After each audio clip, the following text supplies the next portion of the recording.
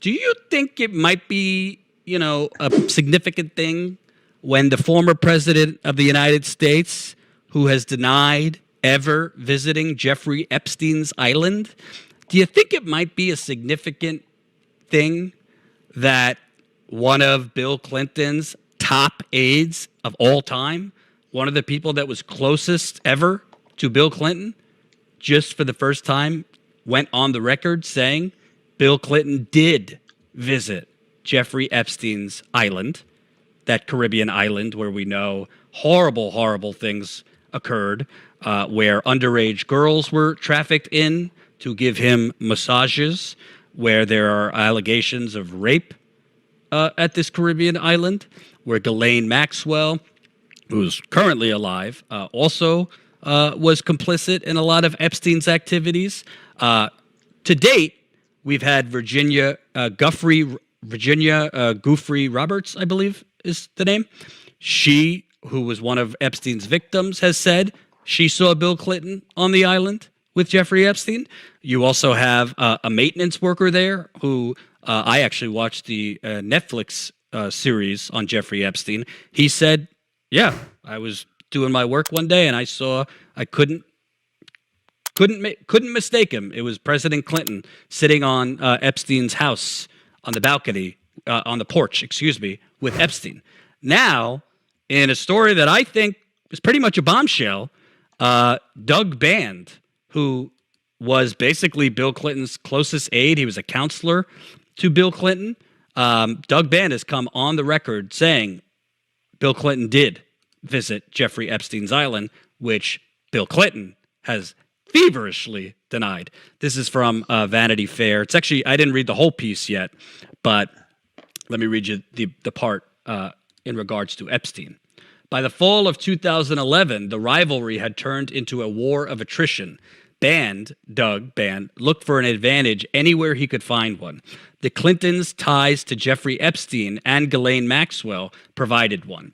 Band told me, the author of this piece, he had been trying to push Epstein out of Clinton's orbit ever since their much-discussed 2002 trip to Africa aboard Epstein's private 727, dubbed the Lolita Express. Band recalled that Epstein had made a bunch of ridiculous claims on the trip, like boasting that he invented the derivatives market. Band said he had no idea about Epstein's sex crimes back then, but got enough bad vibes that he advised Clinton to end the relationship. But Clinton continued to socialize with Epstein and take his money. In 2006, Epstein donated $25,000 to the Clinton Foundation. Clinton made more than 24 trips on Epstein's jet around this time, Epstein's flight logs show. Here's the key part. In January 2003, according to Band, Clinton visited Epstein's private Caribbean island, Little St. James. Band said it was one of the few trips that he declined to go on in his time with Clinton.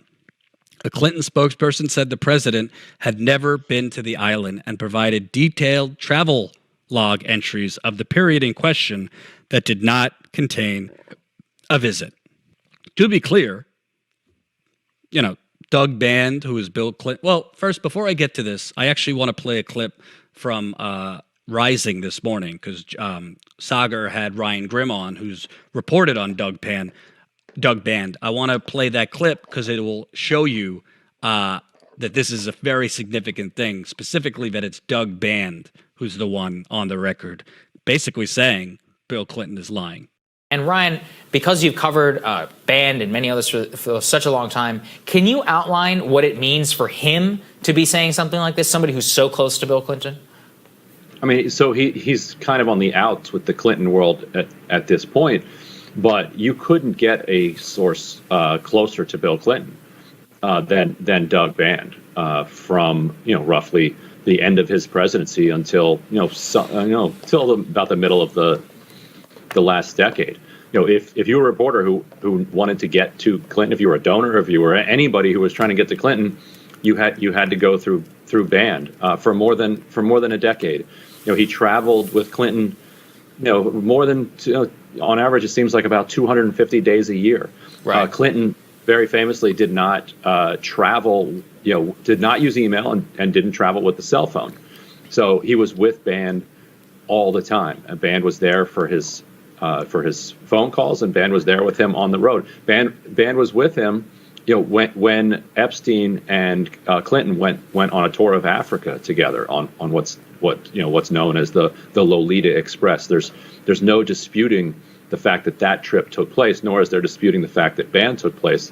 I mean, that Band was on it. Band says he thought Epstein was a crank and a creep, right. And one of the few trips he didn't go on with Clinton, according to Band, was this one to Epstein's island for the reasons that he laid out.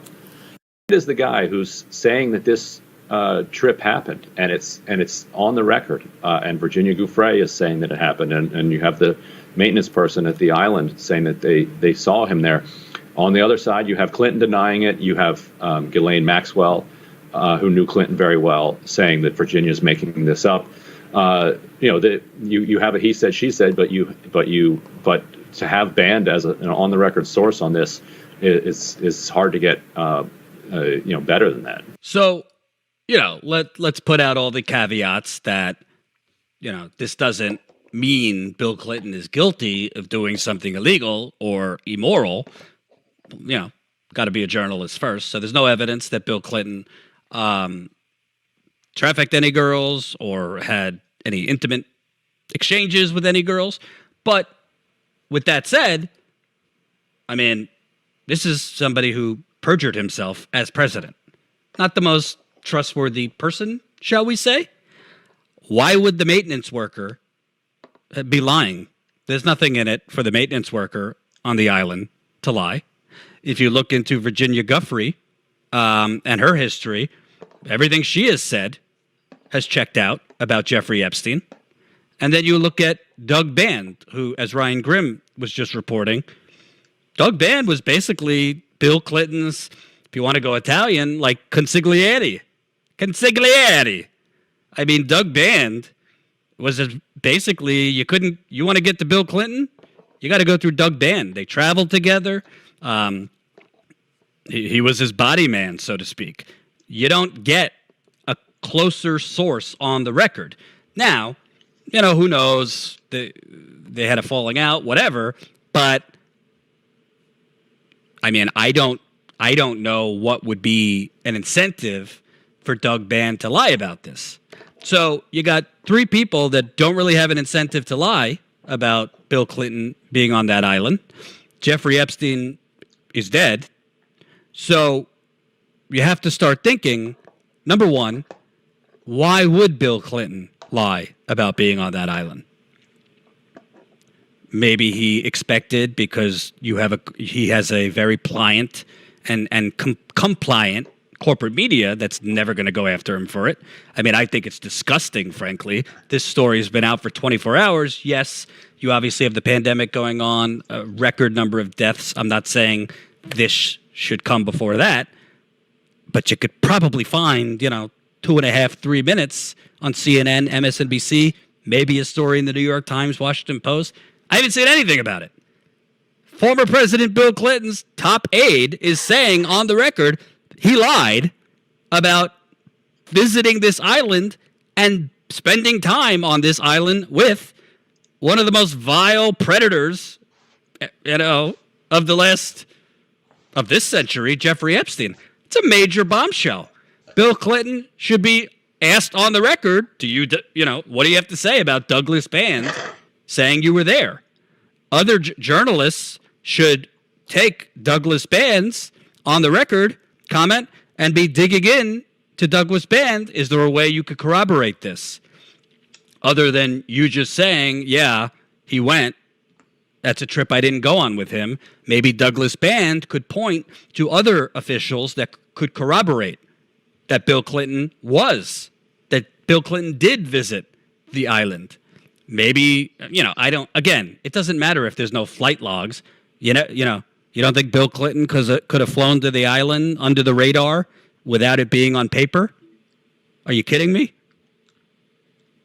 That's like Joe Biden's team when asked, "Did you meet with this Burisma executive?" Well, we don't see it. We don't see any calendar appointments for it. Yeah, the mafia doesn't usually put it on their Microsoft Outlook when they're meeting.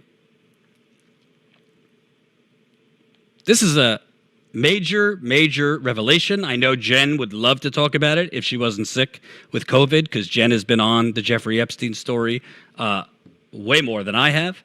But the bottom line is, this is about not only these young girls whose lives were forever, ever damaged by Jeffrey Epstein and his accomplices and his enablers. This is also about the United Corporations of America, where people like Bill Clinton, again, no evidence that he actually did anything, but where people like Bill Clinton could lie and get away with it. No journalistic pushback on Bill Clinton. Bottom line is, were you there or were you not there? We got 3 people now, including your top person, your top aide, saying you were there, you did go there. And once we get to the bottom of were you there, why did you lie about it? Why didn't you just say, yeah, I was there? This was before anything publicly came out about Jeffrey Epstein's heinous activities. I never saw anything that raised a red flag to me when I was there. We smoked cigars and that was it. I saw some females on the island, but they looked well above age. I mean, he could say I was there and then, if he wants to, lie about the rest. Again, we have to be responsible as a journalist. If he was there, it doesn't mean he did anything wrong or illegal, but it's the lying. And I think it's pretty clear he's lying. And again, go ask Hillary Clinton about Bill Clinton's trustworthy rating and record. So, shame on CNN, shame on MSNBC, New York Times, Washington Post, Daily Beast, who Chelsea Clinton happens to be on the board of the Daily Beast parent company, BuzzFeed. I mean, hey, egg on my face. I haven't seen any of them report on it. Maybe if they have, I haven't seen it. Associated Press, maybe? Reuters? I mean, is this guy just, is he like Teflon Don?